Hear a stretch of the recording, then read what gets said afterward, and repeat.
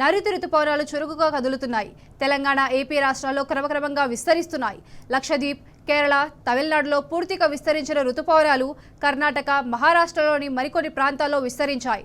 రుతుపవనాల ప్రభావంతో రాష్ట్రంలో విస్తారంగా వర్షాలు కురుస్తాయని వాతావరణ నిపుణులు అంచనా వేస్తున్నారు. పశ్చిమ మధ్య బంగాళాఖాతంలో అల్పపీడనం ఏర్పడింది. దీనికి తోడు మరాఠ్వాడా పరిసర ప్రాంతాల్లో ఉపరితల ఆవర్తనం కొనసాగుతోంది. ఈ ఉపరితల ఆవర్తనం నుండి ఉపరితల ద్రోణి ఒకటి ఉత్తర తెలంగాణ, దక్షిణ ఛత్తీస్గఢ్, దక్షిణ ఒరిస్సా మీదుగా ఉత్తరాంధ్ర తీరం వరకు ఉంది.